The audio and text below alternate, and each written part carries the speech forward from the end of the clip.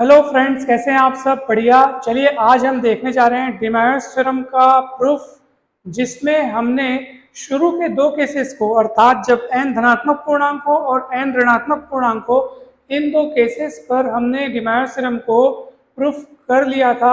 आप वीडियो देख सकते हैं पिछला वाला, उसका लिंक डिस्क्रिप्शन बॉक्स में दे दिया जाएगा। और आज हम प्रूफ करने जा रहे हैं डिमायोस थ्योरम तीसरे नंबर के केस के लिए, अर्थात जब n एक धनात्मक या ऋणात्मक भिन्न हो। जब हम डिमायोस थ्योरम का कथन पढ़ते हैं तो यहाँ पर आप देख पा रहे हैं कि यदि n धनात्मक या ऋणात्मक पूर्णांक हो तो cos theta plus i sine theta की घात में n, तो हमने आपको बताया था कि जो पावर में होता है वो ये एंगल्स में आकर के गुणा हो जाता है, तो cos n theta plus i sine theta, cos n theta plus i sine n theta हो जाता है। ये हमने देखा था, ठीक है। तो सुनिए, इसमें जब हम लोग ने पिछले क्लास में डिमायोस थ्योरम का जब प्रूफ पढ़ा था तो हमने केस फर्स्ट में क्या लिखा था? केस फर्स्ट में हमने लिखा था कि जब n धनात्मक पूर्णांक हो, यानी कि n धनात्मक पूर्णांक हो, ये हमारा पहला केस था। फिर दूसरे केस में हमने क्या लिखा था? जब n ऋणात्मक पूर्णांक हो, अर्थात इस पहले हिस्से को ही हमने जब प्रूफ पढ़ा था तो इसका देखो, n धनात्मक पूर्णांक को ये हमारा पहला केस बन गया, n ऋणात्मक पूर्णांक को ये दूसरा केस बन गया था। यानी एक पार्ट को प्रूफ करने के लिए हमने दो अलग अलग केसेस बना करके उसको प्रूफ किए थे। इसलिए डिमायोस थ्योरम का ये जो दूसरा पार्ट है उसको हमने यहाँ पे केस 3 का नाम दिया है। तो आप बिल्कुल कंफ्यूज बिल्कुल मत होइए। वैसे भी हमने यहाँ पे ऊपर में लिख दिया, आप देखो, केस फर्स्ट किसको बोला जा रहा है? जब n धनात्मक पूर्णांक हो, प्रूफ कर चुके हैं। केस 2 किसको बोला जा रहा है? जब n ऋणात्मक पूर्णांक हो। इन दोनों केसेस में ही प्रूफ किया जा चुका है, आप वीडियो जरूर देखें। और डिमायोस थ्योरम का ये जो दूसरा हिस्सा है, जब n धनात्मक या ऋणात्मक भिन्न हो तो cos theta plus i sine theta की घात में n के कुल मानों में से एक मान, कुल मान बोल रहा है, इसका मतलब इसके बहुत सारे मान होंगे। जब n धनात्मक या ऋणात्मक भिन्न होगा ना, तो इस चीज के बहुत सारे मान होंगे, उनमें से एक मान ये होगा। और ये कोई और नहीं बल्कि n का आपको यहाँ पे एंगल्स में गुणा होता हुआ दिख रहा है, तो ये इसके सभी मानों में से कोई एक मान होगा, ठीक है। तो यही वाला हमको प्रूफ करना है, तो इसीलिए हमने यहाँ पे ये इसको प्रूफ रखा हुआ है। केस नंबर 3 नाम दिया। 3 क्यों नाम दिया आप समझ गए होंगे। धनात्मक पूर्णांक के लिए पहला केस और ऋणात्मक पूर्णांक के लिए दूसरा केस। तो आप सब अच्छे से देखिए, अब हम आपको बता रहे हैं इसका प्रूफ। केस नंबर 3 में अपन क्या मान के चल रहे हैं कि जब n एक धनात्मक या ऋणात्मक भिन्न हो। आपको पता है कि भिन्न संख्या को हम लोग किस तरीके से व्यक्त करते हैं? अंश बटे हर। तो n बराबर p बटे q हो गया।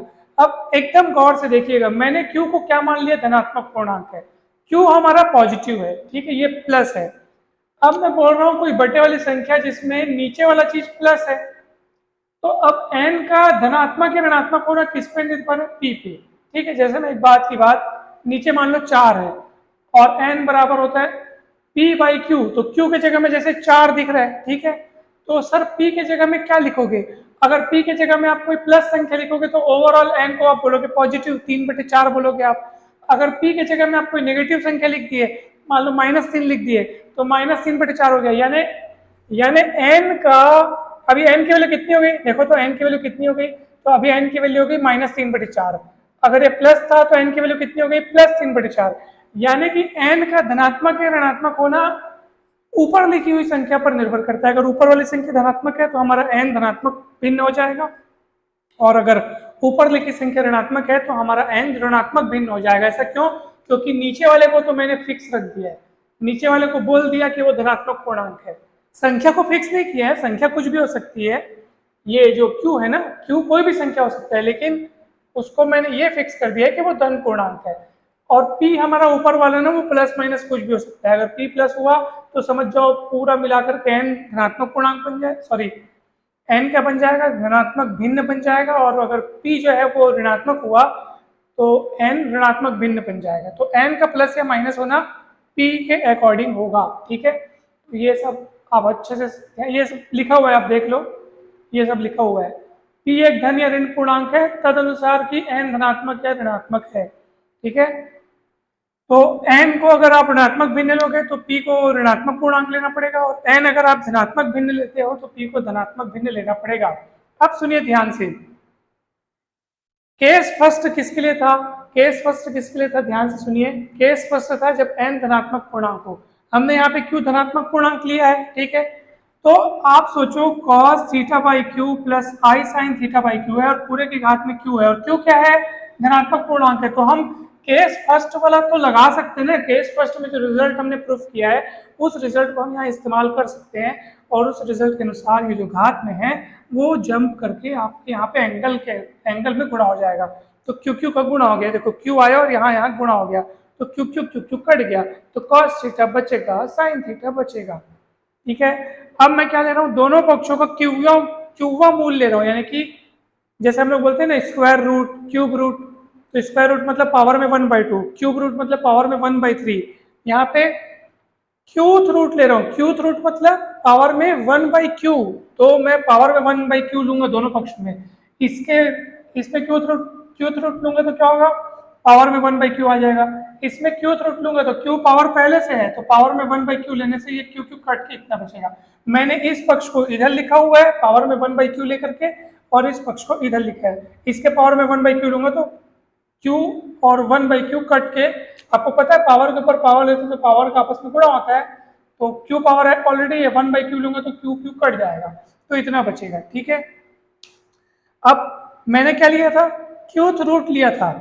क्यूथ रूट मतलब q ठोक रूट्स होंगे, उसके रूट्स की संख्या कितनी होगी? q होगी, उसमें से एक रूट ये है, यानी कि एक वैल्यू ये है, तो इसलिए हमने यहाँ पे लिख दिया अतः cos theta plus i sine theta power में 1, देखो ना, cos theta plus i sine theta power में 1/q इज इक्वल टू इतना मिल रहा है, इज इक्वल टू इतना। इसका मतलब ये नहीं कि ये इसका इकलौता वैल्यू है, इकलौता मान नहीं है, ये तो आप क्यूथ रूट लियो, यानी कि जैसे हम बोलते हैं स्क्वायर रूट, स्क्वायर रूट मतलब कि दो रूट्स होंगे, जैसे मैं बोल दिया 64 का स्क्वायर रूट 8, यानी 8 को आप 2 बार गुणा करोगे तब 64 मिल रहा है ना। 8 को 2 बार गुणा करने से क्या मिल रहा है? 64 मिल रहा है। तो वैसे क्यूथ रूट लिया गया, इसका मतलब ये है कि इसके क्यू ठोक जो रूट्स होंगे उनमें से एक ठोक रूट ये है, यानी इसके क्यू वैल्यूज में से एक वैल्यूज कौन सी है? cos theta by Q plus i sine theta by Q है, ठीक है। तो ये वाला कंसेप्ट हमको आगे की लाइनों में काम आएगा। अब देखिए, अब मैं लेता हूँ cos theta plus i sine theta, power में कितना है? n है। n कितना माना था मैंने? p/q माना था, तो n की जगह p/q रख दिया। p को मैंने अंदर ले लिया, q को मैंने बाहर 1/q को बाहर रोक लिया। उसके बाद p हमारा क्या है? p प्लस हो चाहे माइनस हो, हम दोनों ही केसेस में डिमैयर थ्योरम प्रूफ कर चुके हैं। हम जानते हैं कि p यहाँ पे पावर जो है वो एंगल्स में जंप कर जाएगा, तो ये जंप कर गया, तो p वहाँ पे जंप कर गया, ठीक है। यहाँ पर आप देखेंगे कि मैंने जो एग्जाम्पल लिया 64 वाला, उसमें 64 का स्क्वायर रूट निकालेंगे तो दो रूट्स होते हैं। दो रूट्स कौन कौन से? +8 और -8, ठीक है। तो ये आप आखिर दो आंसर होते हैं ना, मैंने वहां पे गलती से 8 लिख दिया था दोनों को, तो वो वहां पे मेरे से थोड़ी गलती हो गई थी। जब हम 64 का स्क्वायर रूट लेंगे तो दो ठोक रूट्स आएंगे, स्क्वायर रूट ले रहे हैं तो दो ठोक रूट्स आ रहे हैं, कौन कौन से? एक आएगा +8 और एक आएगा -8, तो आप थोड़ा सा उसको ध्यान रखना। तो मैं आपको केवल इतना बताना चाहता था कि स्क्वायर रूट ले रहे हैं तो दो आ रहे हैं, क्यूब रूट लेते हैं तो हमारे पास 3 आंसर आने चाहिए हमारे पास। जैसे मैं बोल दिया 27 का क्यूब रूट लेना है, तो क्यूब रूट मतलब पावर में 1/3, तो आपको पता होगा कि 27 का क्यूब रूट, तो हम लोग इसको किस तरीके से लिख सकते हैं? 27, ठीक है, गुणित 1 और क्यूब रूट, ठीक है, 27 गुणित 1 और क्यूब रूट मतलब पावर में 1/3। अब हमको 27 का क्यूब रूट के साथ ये जो 1 है, 1 का क्यूब रूट कितना होता है आपको पता है? 1 ओमेगा और ओमेगा स्क्वायर, तो 27 का क्यूब रूट 3 और साथ में वो 1 का 1 ओमेगा ओमेगा स्क्वायर, तो टोटल हो जाएगा 3 ओमेगा स्क्वायर, ये 27 के क्यूब रूट आपको मिलेंगे, ठीक है। तो आपको इस तरीके से समझना है, यानी कि क्यूब रूट निकाल रहे तो 3 वैल्यू मिल रही है, फोर्थ रूट निकालोगे तो आपको आपको मतलब फोर्थ रूट मतलब टोटल 4 वैल्यू निकलनी चाहिए। तो ये आप थोड़ा इसको अच्छे से समझिए, ठीक है। तो स्क्वायर रूट मतलब 2 आंसर, क्यूब रूट मतलब 3 आंसर, ठीक है ना। तो चलिए अब आगे बढ़ते हैं। तो अब हम कहाँ पर थे? हाँ, हम यहाँ पर थे कि फिर मैंने cos theta plus i sine theta लिया, पावर में n लिया, तो n की जगह मैंने रखा p/q, तो उसके बाद मैंने पी को अंदर रोका, 1/q को बाहर रखा, पी को जम कराया, इतना हो गया। अब यही वाला कंसेप्ट में लगाऊंगा। हमको पता है कि cos थीटा प्लस आई sin थीटा के पावर में 1/q, इसके सभी वैल्यूज में से एक वैल्यू ये होती है, मतलब q हमको जंप करता हुआ दिखता है। तो भैया इसकी भी बहुत सारी वैल्यूज होंगी जिसमें से एक वैल्यूज ये वाली होगी। कुल मिलाकर के मैं आपसे ये कहना चाहता हूँ कि जैसे आपने यहाँ पर सिद्ध कर दिया है, क्या सिद्ध कर दिया है कि cos थीटा प्लस आई sin थीटा के पावर में 1/q है, उसकी एक वैल्यू ये है। और ये कौन है? ये Q को यहाँ पे जंप कराने से मिली है। तो यही डायलॉग आप इसके लिए भी लिख दीजिए कि cos p थीटा प्लस आई sin p थीटा के पावर में 1/q है, तो उसकी बहुत सारी वैल्यूज में से एक वैल्यू ये है। और ये कौन है? ये Q को यहाँ पे जंप कराने से मिली है। जैसे आप Q को यहाँ पे जंप कराए वैसे वहां पे जंप कराओ। ठीक है, फर्क बस इतना है कि यहाँ पे PP नहीं है, यहाँ पे PP है, बाकी काम तो वही है। हम बोल रहे थे ना कि इसकी बहुत सारी वैल्यूज में से एक वैल्यू ये है, वैसे ही इसकी बहुत सारी वैल्यूज में से एक वैल्यू ये है, जिसमें अपन ने ये 1/q को यहाँ पे जंप करा दिया। ठीक है, 1/q को यहाँ पे जंप करा दिया। कहाँ गया? इधर। जैसे 1/q को वहां जंप कराया था वैसे 1/q को यहाँ जंप कराना है। और आप बोल दीजिए cos p थीटा प्लस आई sin p थीटा के पावर में 1/q के बहुत सारे वैल्यूज में से एक वैल्यू ये होगी। ठीक है, पक्का। और अब वापस देखो ना कितना बढ़िया हमने यहाँ पे दिमाग लगाया। पी को जो हमने यहाँ से लाया था, शुरुआत कहाँ से करी थी अपन ने? तो शुरुआत देखो यहाँ से करी थी, ये देखो, ये देखो, और रिजल्ट हमको क्या मिला कि इसकी बहुत सारी वैल्यूज में से एक वैल्यू ये है। वो तो क्या हम लोग सिद्ध कर दिए कि इतने की बहुत सारी वैल्यूज में से एक वैल्यू ये है।